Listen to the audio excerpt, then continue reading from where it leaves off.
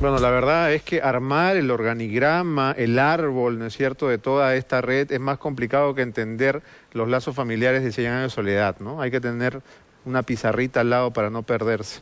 Está con nosotros Omar Chejade, que es el único miembro del nacionalismo que acepta venir a La Noticia Rebelde, cosa que por supuesto le agradecemos. Omar, ¿por qué nadie quiere ya dar entrevistas, ¿no? Los congresistas de la bancada huyen cuando uno los llama, dicen, no, ahora no, las cosas están muy movidas, nadie quiere opinar. ¿Te tendrán miedo? Eres muy poderoso. No, no es miedo a mí, es miedo a la situación, ¿no? Sí, yo creo que ¿no? Es una situación complicada, definitivamente, ¿no? ¿Tú te imaginabas que algo como esto podía pasar en las postrimerías del gobierno? No, es cierto que todavía hay que investigar y todavía vige el principio de presunción de inocencia. Yo confío en el presidente Ollanta, no tengo por qué desconfiar de su esposa, de la señora Heredia, ¿no? Pero sí estas cosas como que enturbian la política y eso es un poco lamentable, ¿no? Sobre todo que hablamos al más alto nivel. Esta semana respaldaste a Marisol Espinosa en esta especie de roce que tuvo con el primer ministro, porque no había necesidad de mandarla a callar, ¿no? Me pareció un gesto inelegante de Cateriano, ¿no? De salir a decir, ella no es la vocera del gobierno, pero, perdón, es la vicepresidenta, ¿no? Mira, constitucionalmente es la segunda a bordo, les guste o no, después del presidente de la República, ella es la segunda, es decir, la primera vicepresidenta, y por lo tanto es la segunda a bordo en el Poder Ejecutivo. Lo que pasa es que eso a mucha gente no le gusta. O sea, en jerarquía está por encima de Cateriano. En jerarquía está por encima de Cateriano. Fíjate tú que cuando incluso hay los discursos de orden en las embajadas, en ceremonias oficiales, antes que Cateriano está el vicepresidente de la República. Por algo había una fórmula presidencial, una plancha presidencial. Lo que pasa es que, según la Constitución, no hay un poder real. De repente se debería eso normar, pero jerárquica y constitucionalmente los vicepresidentes le siguen al presidente de la República, más allá de que se reconozcamos la vocería del premier o del presidente del Consejo de Ministros. Por supuesto que es el vocero, pero eso no le quita la jerarquía constitucional como la segunda a bordo al primero o primera vicepresidente de la República. Lo que pasa es que a muchos no les gusta, ¿no es cierto? Y probablemente haya sido, no, probablemente ha sido vetada, eso lo dijimos en tu programa hace ya un par de meses, a muchos no les ha gustado, y esas peleas, los dimes y diretes han seguido, y la pobre Marisol lamentablemente ha sido vapuleada, innecesariamente porque ella nunca habló como vocera del gobierno. Ella habló como persona particular, como abogada y como una congresista de la República. Hablando de vetos, con V chica, esta semana intentamos entrevistar a otra de las empleadas de la casa del presidente, ¿no? Y nos pasó lo mismo que la colega Milagros Leiva contó la semana pasada, ¿no? Nuestra entrevistada ya estaba coordinada, ¿no? Todo estaba perfecto, pero nunca llegó, ¿no? Y en la otra orilla, el chofer del presidente de la República da una entrevista exclusiva a un programa periodístico en Palacio de Gobierno, ¿no? Coordinado por el área de prensa y relaciones públicas del propio presidente.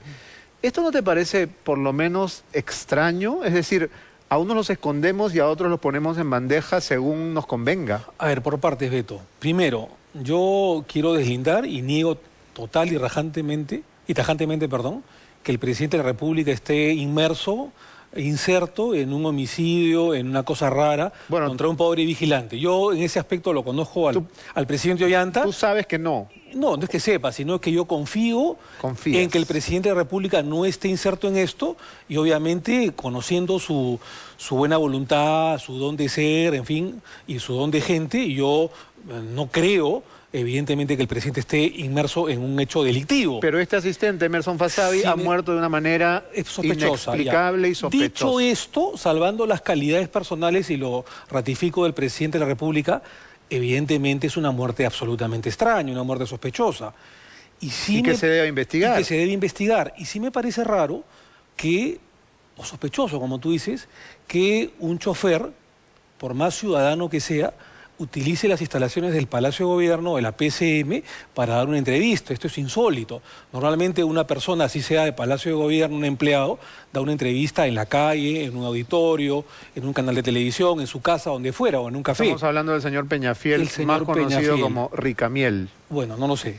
En segundo, así le dicen, ¿no? No sé por qué. En segundo lugar, también me parece un poco sospechoso de que el asesor presidencial del presidente de la República inmediatamente se haya convertido en asesor del chofer. Wilfredo Pedraza. Pedraza estuvo en la entrevista a Peñafiel junto a él en Palacio de Gobierno, en la PCM. Y no solamente como asesor del chofer. Bueno, pero se convierte desde el momento que está junto a él, lo defiende y da una entrevista con el chofer. Fíjate bien en la entrevista de Cuarto Poder. Y otra cosa que me parece extraña es que Cintia Montes, que es la subjefa de prensa de Palacio de Gobierno, ¿no es cierto?, también esté dentro de la entrevista. Fíjate bien que ella recorre.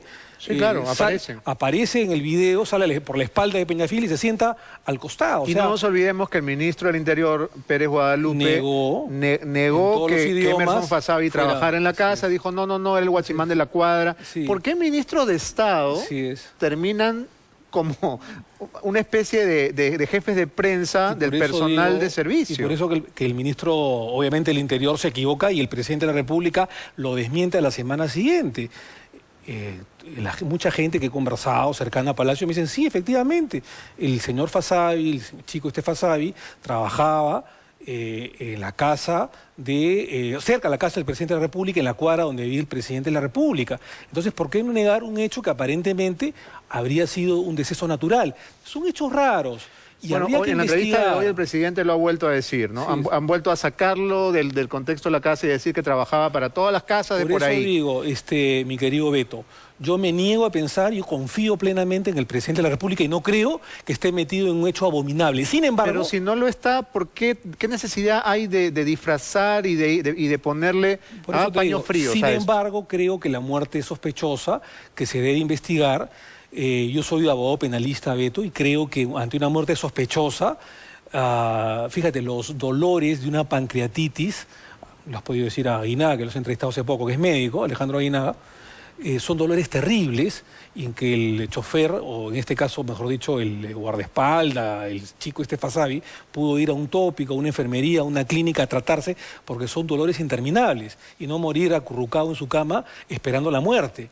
Por eso te digo, es una muerte sospechosa y yo como penalista recomendaría que se haga una exhumación para así tranquilizar las aguas y que se esclarezca la verdad de los hechos. Absolutamente de acuerdo. Que se haga una exhumación y que se haga una pericia grafotécnica también, ¿no? Sin duda alguna. Yo he sido uno de los primeros que he dicho que confiando en las calidades de la primera dama, de la señora Heredia, por la cual no tengo por qué dudar, en la que ha señalado de que no es su letra o que la agenda estaría contaminada, yo soy la primera persona que recomendaría que se haga una pericia grafotécnica para acreditar sus dichos. Aprovechando que eres abogado penalista, ¿se pueden plantear acciones de habeas corpus colectivas?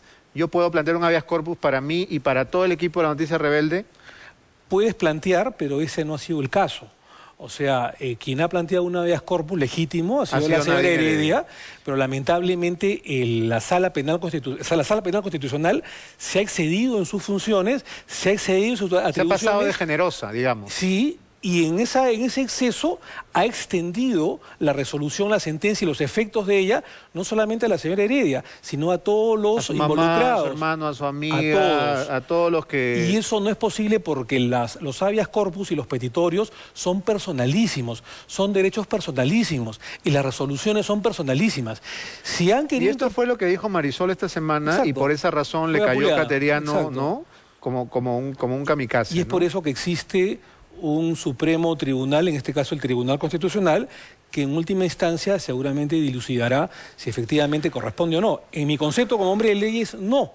¿Es legítimo la resolución de Nadine Heredia? Sí. Incluso yo fui el abogado de ella el año 2009-2010 y se archivó en 2 instancias, se ganó en 2 instancias en el Ministerio Público.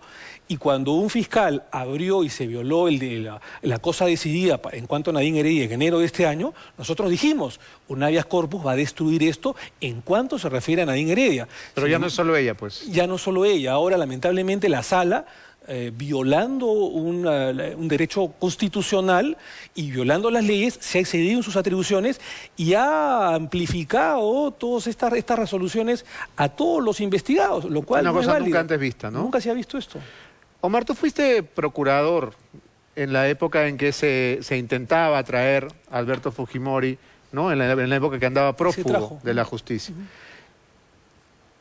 ¿Está bien que un procurador salga a adelantar opinión en un caso como en el de Milagros Leiva, en el que Joel Segura ha salido a declarar le pueden caer 10 años de cárcel. Esto lo puede hacer un procurador, está dentro de sus atribuciones, considerando que Milagros Leiva no es una acusada, ni una investigada, ni siquiera una testigo en el caso de Aún del Ocio. Sí, yo pienso que hay un apresuramiento. Yo creo que Joel Segura es un buen procurador, es un buen abogado, tiene un futuro prominente. Sin embargo, creo que Milagros Leiva no era, pues, ni es ni procesada, ni investigada, ni testigo siquiera. Entonces, no sé a qué habrá venido ese comentario. En todo caso, él tendrá que dilucidar o responder esa pregunta, ¿no? Bueno, la procuradora anterior precisamente la defenestraron por hablar, ¿no? Entonces hay una especie de doble rasero aquí. Nosotros hemos preparado un videillo humorístico, travieso, como siempre, sobre la figura de Joel Segura, más conocido como Clark Kent. Nada más. Procura caminar muy derecho, o no reparo de las acusaciones que haré.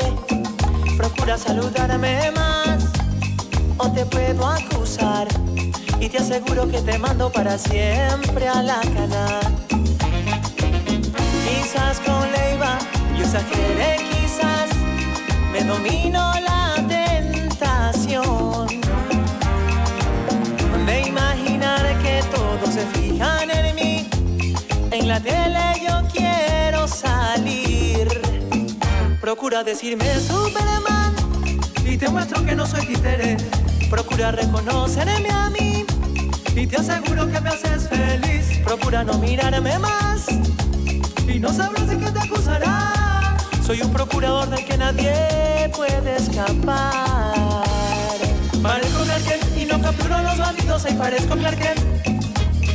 Parezco Clark Kent y te aseguro que me haces feliz. Parezco Clark Kent. Parezco Clark Kent. Mi corazón se acelera. Parezco Clark Kent. Parezco Clark Kent. Parezco Clark Kent. Y la justicia me llega. Parezco Clark Kent y te aseguro que me haces feliz. Procura no mirarme más y no sabrás de qué te acusará. Procura coquetearme más. El amigo Jorge Henderson ha puesto en Twitter una frase escalofriante que yo quiero compartir con ustedes. Él vaticina que el presidente de la República terminará siendo iberico, que no llegamos a 28 de julio del próximo año. ¿Es posible? Mira, yo no creo que eso sea así, Pero ¿no? podría pasar. Bueno, cualquier cosa puede pasar en el país. Ya hubo un lamentable hecho en la época de los 90s, pero yo creo que no es el caso. En la época de los 90s... ¿Pero tú crees que se va a poder frenar toda esta ola de denuncias solamente con recursos, con triquiñuelas como esto de declarar los petroaudios prueba ilícita para que las agendas no valgan? Mira, yo he estado en contra de que se declaren a los petroaudios prueba ilícita, porque si no también esto se caería todo lo que sucedió en la época de los 90 con los Vladivideos. Se ha hablado del principio de ponderación de intereses. ¿Qué cosa pesa más?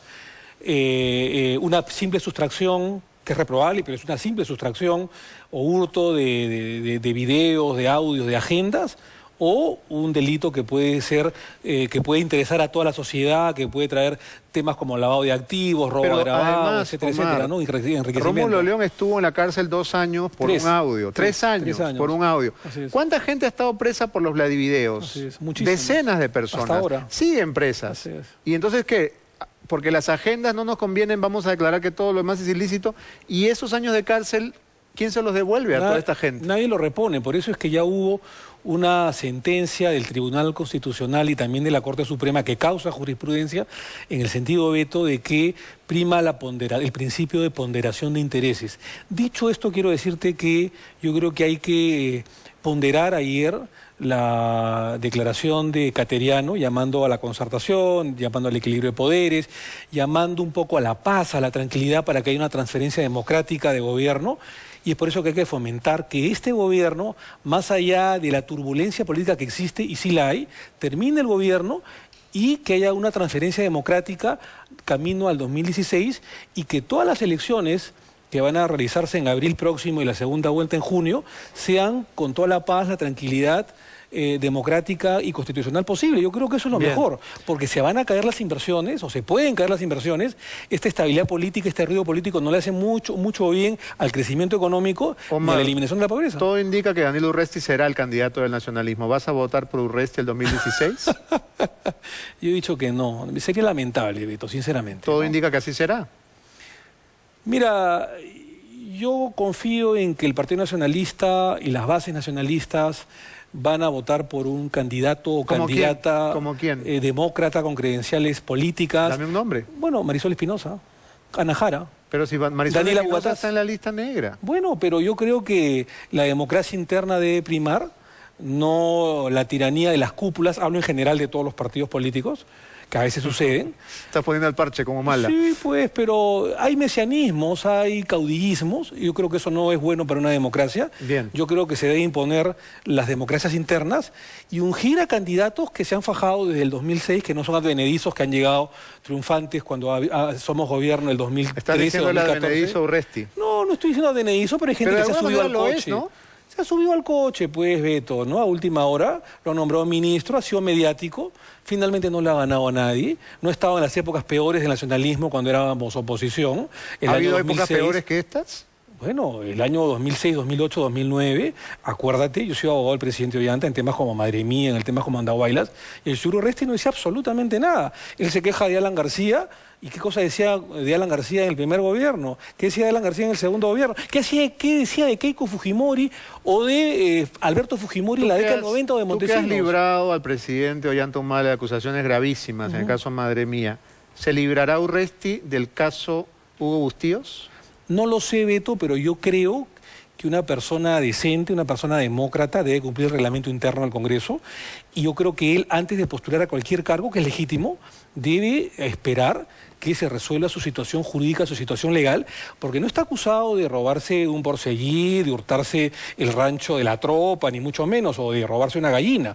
O sea, está acusado de un delito grave, de asesinato, de desaparición de un periodista que tiene una pena no menos de 25 años. Entonces, si todavía no se ha librado, no vaya a ser, y estoy utilizando esta campaña o esta candidatura presidencial como para blindarse políticamente ante la sala penal, ¿no es cierto? Decir, hay una persecución contra el candidato, contra un candidato político, y por eso me quieren sacar de carrera y me están condenando. O sea, no voy a hacer que lo utilicen como un caballito judicialmente y no tenga más caso que eso, porque cuando tú le preguntas al señor Urresti cuál es su plan de gobierno, ¿cuál es su respuesta? ¿Qué crees? Te dice, oye, pues no seas curioso, no seas chimoso, ¿no? O sea, no hay agenda país, Bien. ¿no es cierto? Hay un tema personal. Yo creo que el nacionalismo debe ponerse de pie, debe ponerse los pantalones, y hay otros candidatos. Omar, está no solamente Marisol Espinosa, está nos ganó la medianoche. a Bugatás, Son está las 2 Ana Jara. y 02. Feliz Navidad. Tenemos que hacer una pausa. Gracias por haber venido. Gracias. Nos vamos a una pausa y regresamos. Esto es La Noticia Rebelde.